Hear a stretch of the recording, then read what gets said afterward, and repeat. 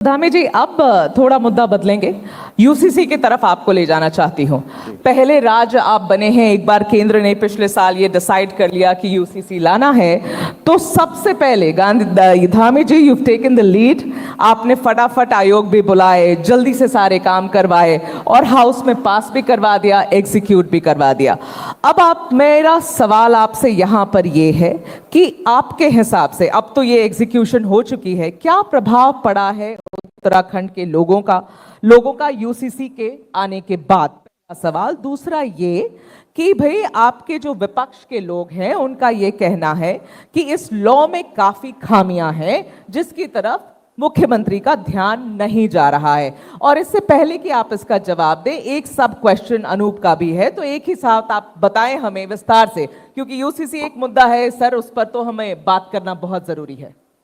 UCC को कहीं ना कहीं एक वर्ग विशेष या लोग एक इस तरीके से भी देख रहे हैं, या उनके दिमाग में एक धारणा बनती जा रही है कि एक अविश्वास सा भी हो रहा है कि एक उत्तराखंड को जो है हिंदुज्म की जो है एक प्रयोगशाला के तौर पर तैयार करने की बात कही जा रही है।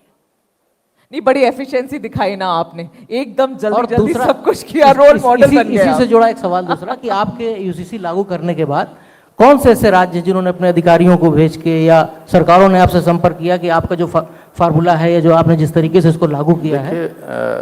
देखिए ये आप लोगों ने ये प्रश्न पूरे देश के अंदर जिस बात की लगातार पिछले कई महीनों से चर्चा हो रही है, उसके बारे में आपने मेरे से जानकारी चाहिए है, तो मैं आपको बताऊं कि एक तो देखिए यूसीसी समान नागरिक संहिता, इसका प्रावधान भारत के संविधान में किया गया है। जी बिल्कुल। भारत के संविधान के अनुच्छेद 44 में इसका प्रावधान किया गया है कि राज्य इसको लागू कर सकते हैं। हमने संविधान सम्मत काम किया है, पहली बात। दूसरी बात, आपने कहा त्वरित रूप से हमने इसमें एक्शन कर दिया। त्वरित रूप से एक्शन करने के लिए हमको देवभूमि उत्तराखंड की जनता ने अपना मैंडेट दिया, अपना आशीर्वाद दिया।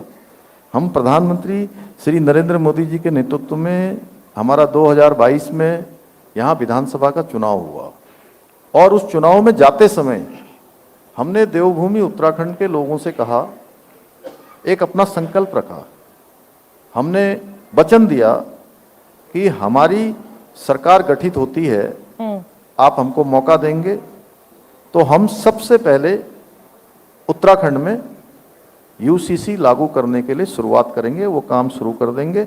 और इसके पीछे हमने कुछ कारण भी गिनाए, जो अनूप जी का है उससे मैं उनके प्रश्नों का जवाब भी आ जाएगा थोड़ा थोड़ा जी।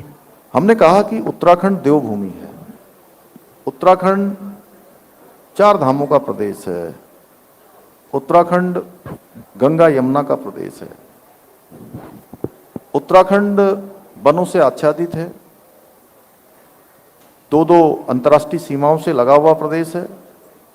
उत्तराखंड के प्रत्येक परिवार से कोई सेना में है, कोई पैरामिलिट्री फोर्स में है, पूरे देश के अंदर कहीं ना कहीं किसी न किसी सीमा पर अपना योगदान दे रहा है। और देश के हर 5 सैनिकों में से 5वां सैनिक देवभूमि उत्तराखंड का है। और देवभूमि में रहने वाले हर वर्ग, चाहे वो किसी वर्ग का होगा, किसी जाति का होगा, किसी पंथ का होगा, किसी समुदाय का होगा, हम सबके लिए एक समान कानून लागू करेंगे। और देवभूमि उत्तराखंड की जनता ने एक जो यहाँ मिथक था कि हर बार 5 साल में मेघा जी सरकार बदल जाती है, तो जानते हैं, आप भी जानती हैं। जी जी बिल्कुल।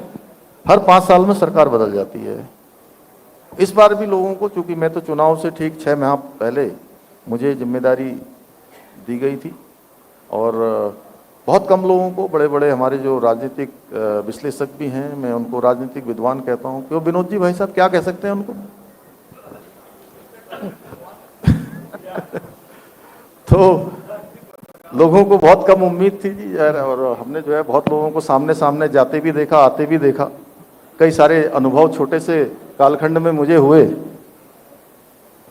लेकिन देवभूमि उत्तराखंड की जनता ने ये सारा बदल दिया और दोबारा सरकार में हम लोगों को आने का मौका दे दिया। और हमने भी वचन निभा दिया, प्यार दिया आपको। हमने वचन निभा दिया जी अपना। हमने जो वायदा, मैं इसलिए नहीं कहता हूं कि वायदा तो टूट जाता है, लेकिन वचन हमने अपना बाकी संकल्प लोग हमने पीछे पूरा पड़ किया। गए हैं धामी जी, आपने लीड ले ली, यहाँ पर भी लीड ले ली।